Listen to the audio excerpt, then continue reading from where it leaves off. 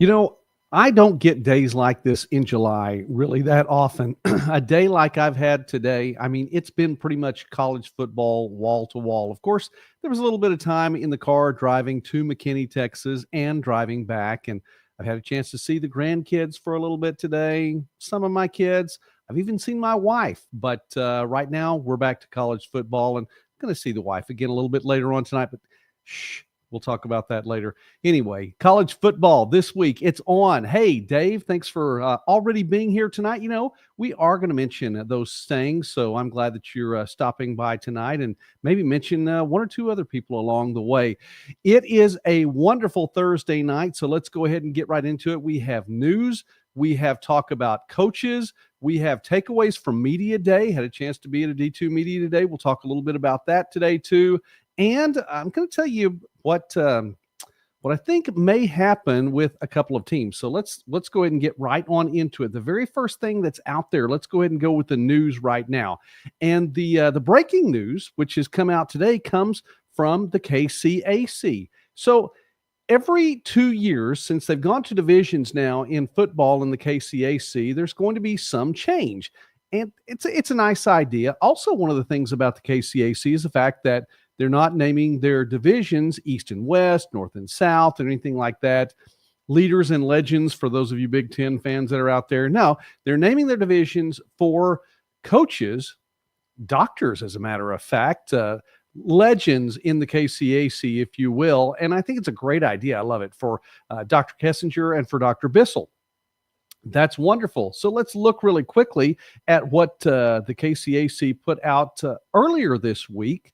And it looked a little bit like this, that these were your teams for 2025, and Avila, Bethany, Bethel, Evangel, Ottawa, Tabor in the Bissell division. The Kessinger division had Friends, Kansas Wesleyan, McPherson, Southwestern Sterling, and the University of St. Mary. That's all well and good. They're good divisions. And by the way, they had a mathematical formula to get those divisions and come through. And it was based on wins and losses, teams in the league, 2022, 2023, the whole 9 yards. Apparently, there's been a little bit of feedback that has made its way to the conference office in the KCAC, and I suspect I know what it is. And, you know, it's just one of those mistakes, but here's how you fix just small mistakes. You fix them. That's it. That's all it takes.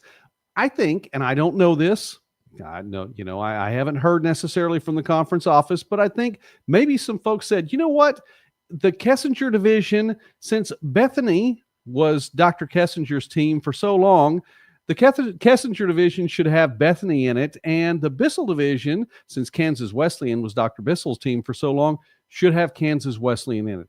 And you know what? It's an easy fix, and they did it. Props to the conference office for that. I mean, that's a really big deal. The proper name was the Governing Council Executive Committee. So the GCEC made the change there. But props to the KCAC and the GCEC for making that change. It's an easy fix. And I'm proud of them for doing that. So that is what your KCAC divisions now look like for this season. So we'll move on from there. All right. Other news, not necessarily breaking news, but let's talk about it anyway. The Urban Edge Network partnering with the NAIA and with conferences specifically for 2025, 2026 heading in. There were a number of conferences in the NAI that let it be known right around July 1st. Of course, that's the time when you make the changeover for athletic years and academic years and things along those lines. Made it known that they were going to be partnering with the Urban Edge Network, which is a streaming network that offers sports and entertainment. The NAI Football National Championship game was shown on the Urban Edge Network this past December in 2024. And so there are a number of conferences that are saying, you know what, we're partnering with the Urban Edge Network. Now, if you haven't seen this, it's UEN. You can go find this app through your phone or mobile device. You can actually go to Urban Edge Network on your desktop computer, your laptop computer, and be able to watch games and other programming for free. A whole lot of games, but they've had some media days. They had the SIAC Media Day, the MEAC Media Day. I think that's SWAC as well. So they've had that on there. That's one of those things that helps a lot, because I enjoy watching college football for free. And you're going to have more of an opportunity to do that. So that was there. NAIA ball, our friends out in Florida, Corey Thorpe with NAIA ball announced that he's going to be partnering up with the Urban Edge Network. And I think he's going to be at the Morningside Benedictine game. So for those of you guys that are going to be in Atchison for that game, I think Corey Thorpe's going to be there, and Urban Edge Network is going to be a part of him going along and being a part of that broadcast. That's on August 30th, which we'll actually talk about a little bit later on too. But at the moment, it's free. Get the app on your phone, watch it online. I've done it. I've watched a few things online there. So just another thing for the NAI this year. Another rule change, and this is for the NCAA. And I want to point this out too, because the NAI uses NCAA football rules for the most part. There are a couple of small changes, but for the most part, the football rules book is there. And the NCAA, watch for this for instant replay. For college football in the fall, they're making a small change, which is kind of a big change, but this was announced earlier this year for video evidence. When you go to the video and you get the replay there, in the past, the official would come out and say, well, the ruling on the field is confirmed or the ruling on the field stands. And the ruling on the field is confirmed. There's video evidence that says this is exactly what it is. The ruling on the field stands. They couldn't find video evidence that would overturn the ruling on the field. So they went with it, but they're just going, I don't know if this is exactly right or not. Now, it's either video evidence or not. And the statement will be the ruling on the field is upheld. So be looking for that this fall when you're watching college football. Just another little bit of news from the college football ranks. If you're looking for a certain thing, and you're thinking, this is different. It used to say confirmed or stands. You're exactly right. The ruling on the field is upheld. And one more piece of news, and we had a chance to visit with Coach Pete Stanton from Dickinson State a little bit earlier this week. Fantastic visit. If you haven't had a chance to watch that yet, you need to. Coach Stanton he's a great coach, and we love having him here on Midwest Sports Net. Dickinson State is celebrating 100 years of football in 2025. This is a big deal. Of course, any kind of 100-year celebration is always going to be a big deal. So be looking for that. If you're in the North Dakota area and you want to see a great celebration, when they play Dakota State on October 11th, that's homecoming. That's going to be the official celebration day. And I mean, there are all kinds of things that are going on around this. There's even a book. Have you ever seen an ABC book for children where, you open the book and A stands for this and B stands for this and C stands for, okay, they have one of these for 100 years of football at Dickinson State, illustrated and everything. So that's really pretty cool. I don't know how expensive it is. I think it's expensive. But if you're going to do something like that, I mean, you want to make it big and you want it to be good. So, that is the big deal there. All right. Again, Dave, by the way, let me make sure I get that out there. We're going to talk, we'll talk about the Stangs here in a moment, but shout out to Dave. Appreciate you watching tonight. And that reminds me, if you're watching us live, then please give us a shout out and let us know from where you're watching and let us know what team you are cheering for heading into 2025. Okay. Here's my evidence. Here's my evidence right there. Joey McWilliams, Midwest Sports Net. I don't want to take away from my focus right here, but I had a chance to be in McKinney today, and there were a couple of media days on the Division II level that were going on. One of them out in South Carolina, the Conference Carolina's first media day is football, sponsored by the conference again now, and so that is a big deal. North Carolina, Pembroke, and North Greenville are at the top of the preseason poll. So if you were looking for that, I wanted to get to watch a little bit more. I didn't get the chance to do that this morning because of the drive and just because of a couple of things that were taking place around here. However, shout out to Conference Carolinas because it's with bringing football. I mean, 7 football teams. The conference has been growing for a while anyway. And Chris Colvin has done a great job as the commissioner for Conference Carolinas. Shout out to him. That's a big deal. But the teams had to come from somewhere. And the Gulf South Conference, where the Conference Carolinas football is growing, the Gulf South Conference is almost unrecognizable now. Just 4 teams representing 4 states. So West Florida was picked at the top of the preseason poll this week. You also have Valdosta and West Alabama. I believe those two were picked to tie for second, and then rounding it out, Delta State. So you have Florida, Georgia, Alabama, Mississippi represented in the Gulf South, which is pretty much the way it's been for a number of years and probably the way it should be. But just those 4 teams in football. And so it's really one of those things that you have to look at and say, okay, are they going to get, is a 4-team conference going to get an automatic bid to the Super Region in playoffs this year? Probably, but would that continue if there are only 4 teams in that conference? And we'll have to check on that to see how that goes. But anyway, shout out to Conference Carolinas. And again, shout out to the Lone Star Conference. I thoroughly enjoy going down to McKinney and getting to be a part of that football media day every year. Now, it is close to home, so that makes it a lot easier to do. But 10 football programs, and they built it back up. I mean, this was a football conference that it would shock you that not that long ago, football teams, and this is the state of Texas, this is the Lone Star Conference, but there were a shrinking number of football teams in the conference. Not every university in what is now an 18-team university has football. You have a lot of schools around that don't. I mean, Texas Women's University, by the way, that is the way you say it, Texas Women's. There's just one woman. I don't know. Anyway, Texas Women's University obviously doesn't have football, but it's grown back up, and different teams have made it into the league. And UT Dallas now is joining the Lone Star Conference for 2025, 2026. But great day today. And my takeaway, first off, I think Greg Tepper does a great job emceeing the event. I think he does fantastic. He's with Dave Campbell's Texas Football. And if you are anywhere around the state of Texas, and I live on the proper side of the river, by the way. I live north of the river. Just saying. But if you're anywhere around the state of Texas and you like football, Dave Campbell's Texas Football is the magazine. And I don't care. I'm thoroughly enjoying. I'm so glad I get to be here with you digitally tonight. I get to stream this and live stream it. It's great. It's the way to go. You still need to purchase that magazine, hard copy magazine, Dave Campbell's Texas Football. They're not sponsoring this broadcast. Maybe they should be sponsoring this broadcast.